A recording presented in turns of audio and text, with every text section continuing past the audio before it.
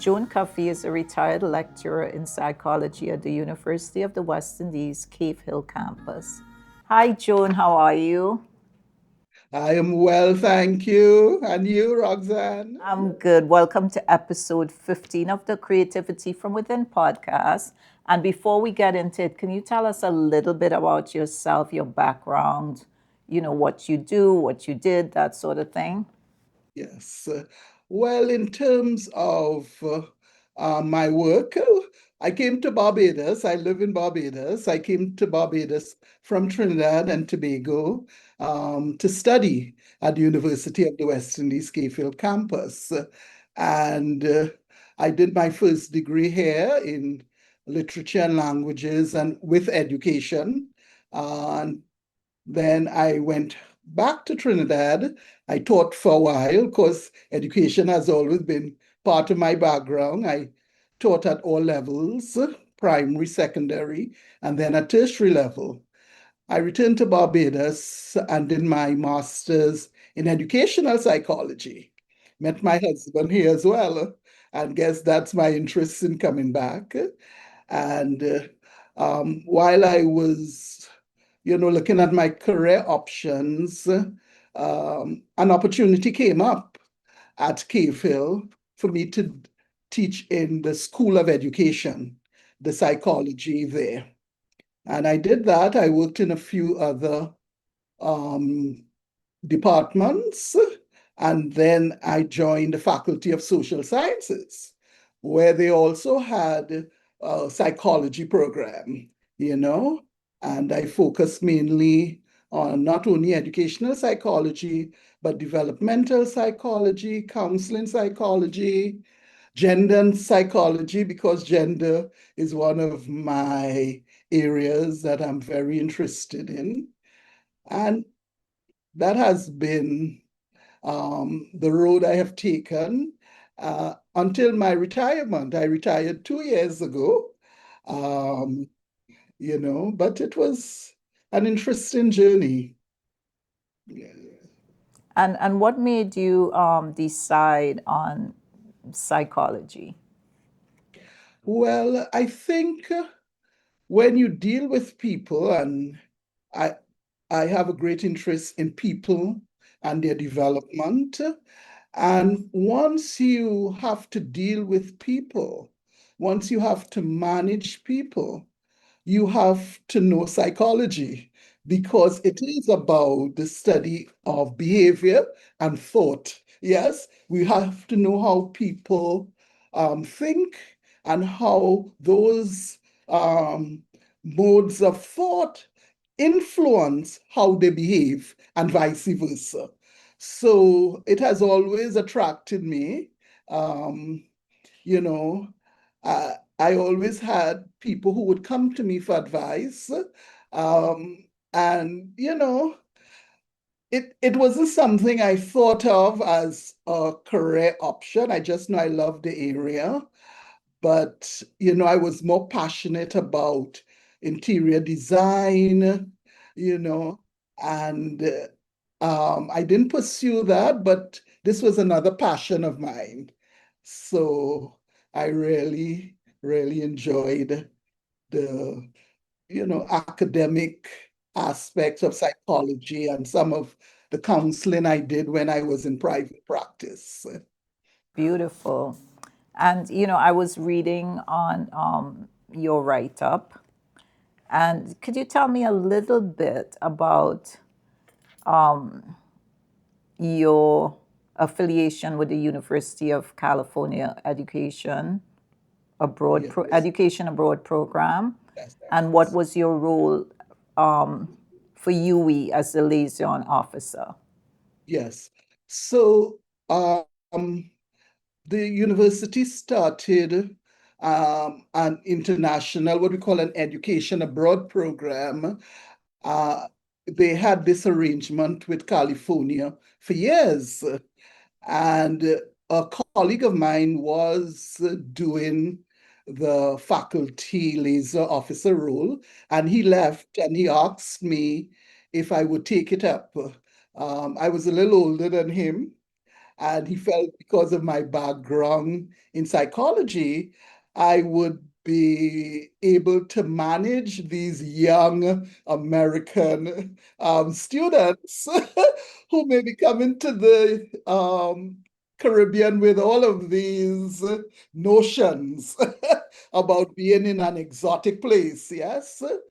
So I took up that role, and really, these students come for a semester um, or for a year, and they do some of our courses. My role was to ensure um, that they had the academic, um, you know, backing, and that they were following the academic program that would suit their own program in California. But in addition, I had to also do some administrative and counseling with them because, the culture differences for some of them would have been so great. So I would help them through those issues. It was very interesting. Um, in doing that, I did it for about 20 years. Uh, yeah, for a long while with the California students. And we also had an arrangement where some of our students could go to the University of California, one of the campuses, and they had, a similar kind of arrangement, yes, where they would do courses, etc. So the students really came, and I must say, they enjoyed the not only Barbados and the cultural activities, but also the level of education that they received at Cave Hill. In some instances, I was their faculty liaison officer, and I was also their lecturer. But we managed those dual roles properly. So it was very interesting. Yes. Amazing. And today, like a part of the topic of our conversation today is making space for ideas, decluttering your schedule and mind. Yeah. How, I mean, with your background in psychology, what would you say is the best way for somebody to set boundaries to protect their creative time? Creative, not necessarily meaning just the arts, but in general. What suggestions can you give to somebody who has no idea how to set boundaries so that they can get their work done? Yes. Well, I I think first of all that they need to recognize that they need to set boundaries because, we live our lives, and, we let a number of things interfere and interrupt us. And we don't recognize that we have to set boundaries, especially when we come to the people we love, families, children, um, and and when we talk about, and my interest in gender, when we speak to women, yes, that need to set boundaries become even greater because women have learned from those traditional views of femininity that they must take care of everybody, and that taking time for themselves and separating some time or some spaces is not something that they should do. They see it as being selfish because they were raised like that. And therefore, we have to disrupt those notions and begin to recognize, one, if I need to get anything done seriously, I need to set the boundaries. and then begin to identify who and what those boundaries are, and make a plan to do so. Yes, it's difficult at times at the beginning, but as you know, the more we do it, and we can start in very small ways.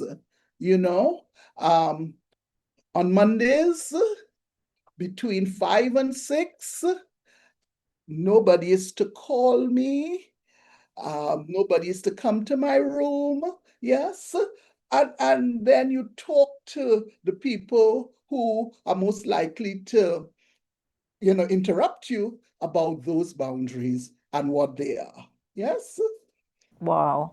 It's funny you said that because, like, I'm a schedule person. If I don't have a schedule, I can't function properly. But having Good. said that, what does one do if you try to set the boundary, but whoever it is, your Mm-hmm. friend, your neighbor, your boyfriend, your child, whoever, Mm-hmm. get upset at you Mm-hmm. because you have this boundary? And it like you said, women are nurturers, so we Mm-hmm. feel guilty by nature and we feel that we have to save the world, which we can't. But how do you Mm-hmm. deal with that pushback from Yes. anybody that would say, well, I really need you to do this for me, and they're sort of like just dismissing your boundaries?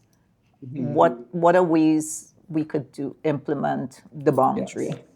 Right. Well, first of all, you have to speak to them very clearly about the boundaries and what you need at this point in time. And if they're not in agreement, sometimes we have to be harsh. Yes, because we have to take care of ourselves, you know, and if other people are not interested in giving us the time to do so, we have to take it ourselves.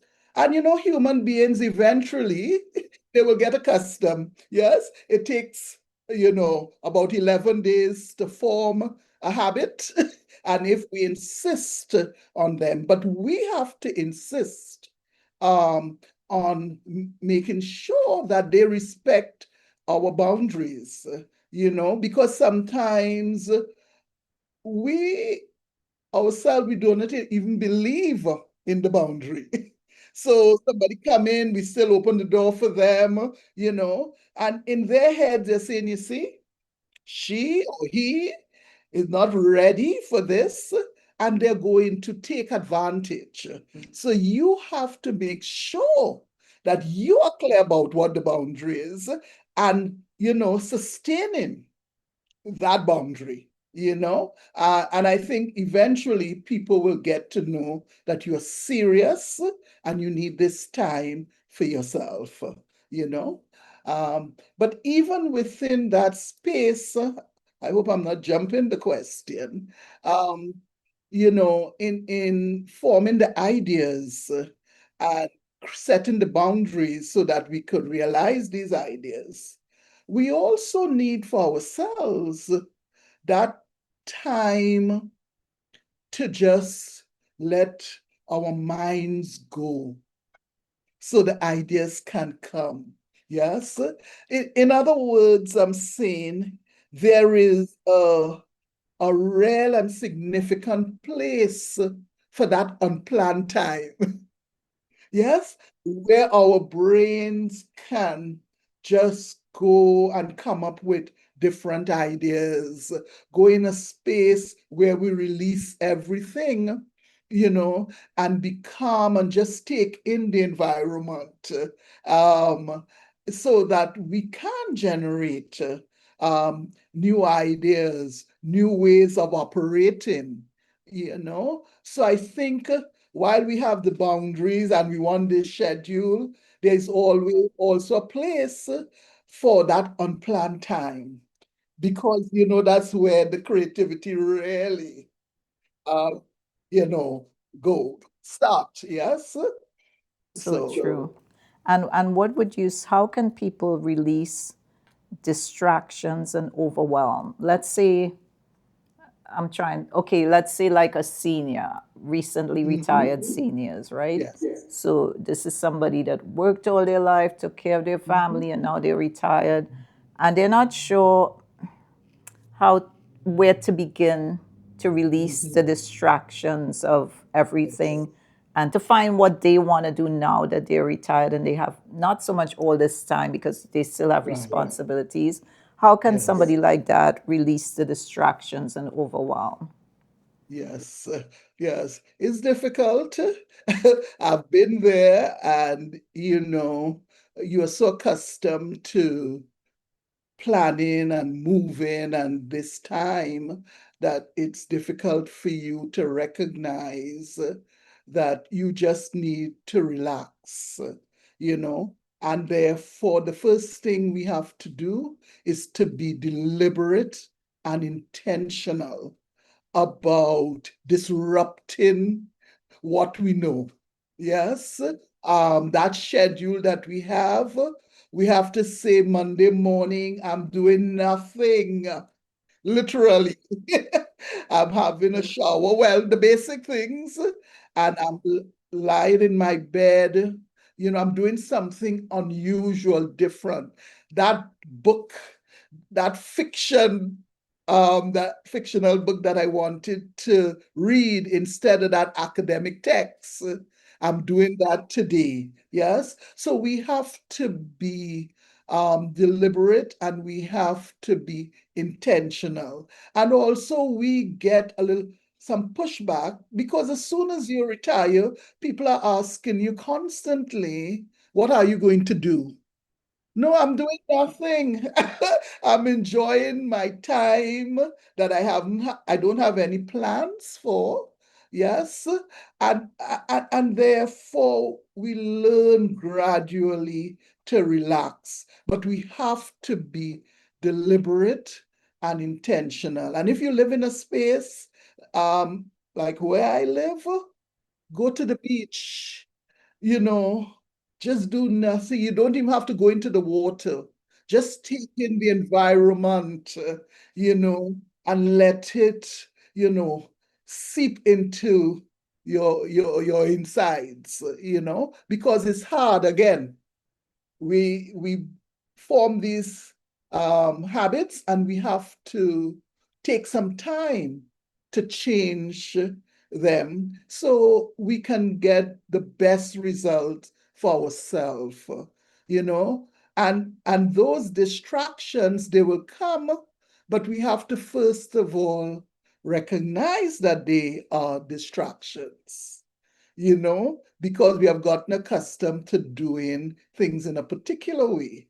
But it is taking time away from self, you know, and, all we talk about um, comes back to that whole notion of self-care, you know, time for ourselves, and not seeing it in terms of being selfish, you know. So the narrative around some of these issues really can stop us from doing what we have to do because we have learned to think of issues in a particular way.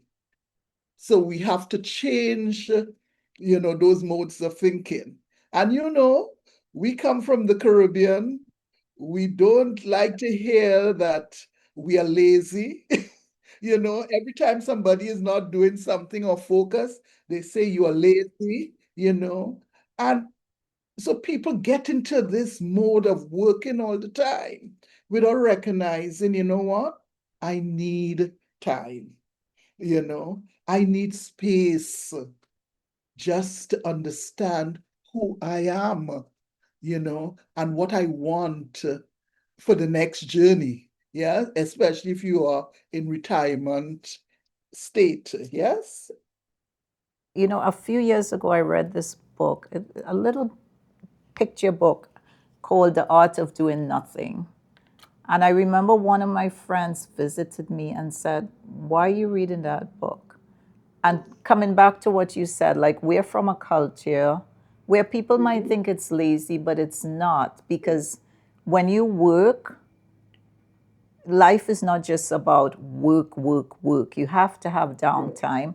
And to me, there's nothing wrong with sitting and doing nothing for about an hour, or just, like you go among nature, or you just do nothing. There's absolutely nothing wrong with that, and a lot of people feel that you have to, in order to, I call it busy work. A lot of people like busy work, and they feel that you have to, in order to be important, you have to keep going, going, going, going, because you have something to prove to who, I don't know, but you have to prove yourself. And the more you do is the more you're worth. And that's not true. You said it twice. You have to disrupt.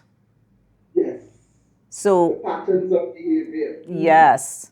And it's important to be disruptive when it comes to your own mental health and well being, regardless of what other people think. I remember like 3 years ago, this year would be 3 years that I'm back.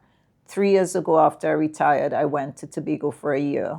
I traveled back to the States in between, but I lived by myself, and it was so much quiet that now that I'm back, I kind of miss it. Even though I live alone, I still miss it, because there were days when I really embraced just doing nothing and just being one with nature. You get up and you walk to the beach, and you don't have to have a lot of friends with you. It's just you, God, and nature.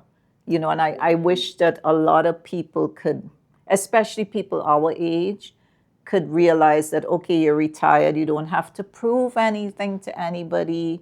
You don't have to explain what you did to anybody. If you did nothing all day and somebody asks you, what did you do? First of all, why are they asking you, what did you do? You're retired, so.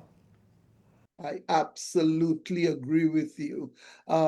Because even in doing that, your brain is absorbing all that's happening in the environment. It's not a dead space, you know, but you are literally taking in the world in a new way, in a more positive way. Yes, you are you're seeing the birds, you're hearing them chirping. That's a wonderful sound. You're hearing the sea, the waves crashing. And do you know how many ideas you're generating? You know? Exactly. You know? So we cannot be afraid to just be still. But you know what it is, Roxanne, psychologically? A lot of us are afraid of that stillness because it's going to reveal too much about ourselves that we do not want to deal with. Yes, and therefore we do not take that time. We are running away from recognizing who we are. But if we want to be true, if we want to have a fulfilling life, because work is what we do, it's not who we are. Yes. And if we want to truly understand who we are and live with purpose and renewed energy, we have to find a stillness so that we can see who we are, understand that, integrate the good parts and the not so good parts, and say, this is who I am. Yes. Yeah. What's a simple way to tell someone to just start? How can they start? I know it's a tough journey, but how can they start? Yes. Just that. Start. Just that. Start. Forget all that you have been taught about taking time for yourself. Take the time for yourself. Go to some places that you haven't gone to for a while that you enjoyed, and you can begin there. Just go to somewhere that you haven't been to for a while, but you had such great joy, and happiness from that space and see how you feel. And then do the reflection and, so you can evaluate how that experience was. And then you say, that wasn't too bad, right? Don't feel the guilt around taking time for yourself. And I keep coming back to this notion.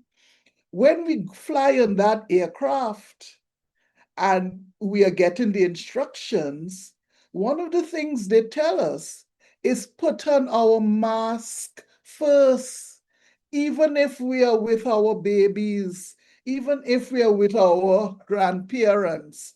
We have to put on our mask first because if we don't take care of ourselves, we cannot take care of anybody else.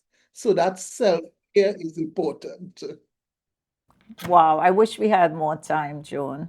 This was an amazing conversation. Amazing. Thank you so much for all that you have done and continue to do for students, for young people, for everybody as a professor. And I wish you nothing but the best in your future endeavors. And I hope you get a lot of beach time in retirement and a lot of fun time doing the things you love to do. Thank you, Roxanne, and thank you for inviting me. I'm so proud of you for doing what you're doing here. You were always so creative, and so artistic. Continue to do this important work. You're welcome. Okay, bye-bye.